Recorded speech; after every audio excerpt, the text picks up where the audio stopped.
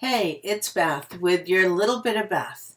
Just a little snippet that might help you increase self awareness and move forward in your career or personal relationships with ease and grace. I worked for an organization, many of you have heard me tell this, for about 11 years. By the time I left, I was pretty bitter and angry and resentful. And you know what? That was on me. I had trained the organization how to treat me. I was willing to work extra hours all the time. I was willing to commit to going the extra mile. I volunteered for everything. And because at that time in my life I was pretty addicted to drama and chaos, I wanted to insert my nose into everything that was happening in the organization.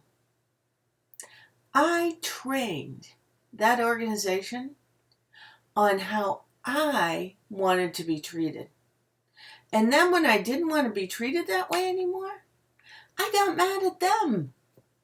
Instead of noticing how I did not uphold my boundaries, how I had to change in the way that I wanted to engage with the organization didn't have any change in how they wanted to engage with me.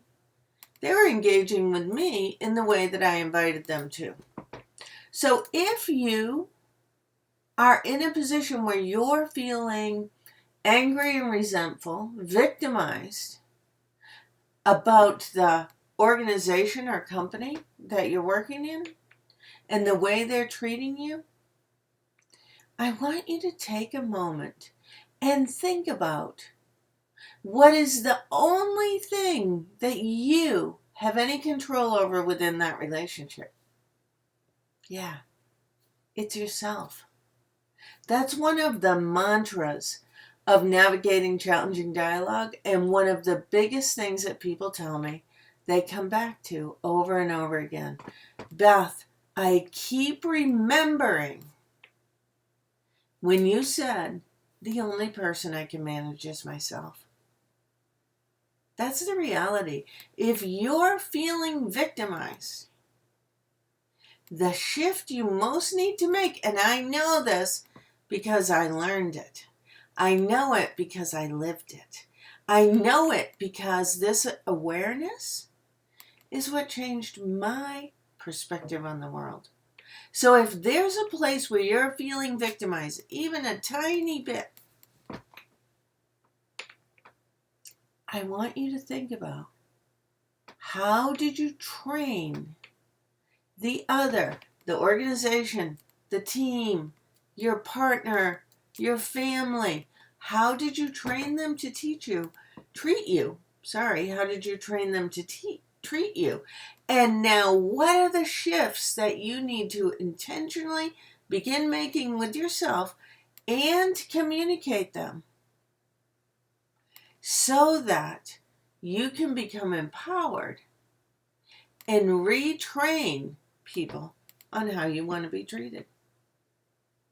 Now, a word to the wise, don't make it a sudden shift and then get upset when people are confused and don't understand what's happening. Your shift needs to be subtle and intentional, and your focus purely needs to be on the work you're doing within yourself. Others will make slight shifts around you. Others will begin to show up differently, and you know what? The reality is, some people might go away. That's okay. It really is. So I'm hoping that this is helpful to you, because we all have little spots in our life where we feel victimized. So I'm hoping this will give you some steps to begin moving forward. And I'm really hoping to see you at the Navigating Challenging Dialogue Skills Workshop that's going to be happening in Worcester, Massachusetts in July. Or to have you begin thinking about how navigating challenging dialogue can come to your organization? This is a movement. We're going to begin shifting the way people show up and engage in drama and chaos. And I want you to be part of this with myself, with Sasha Mobley, and with Lisa Howard. Okay, can't wait to talk to you. Have a great day.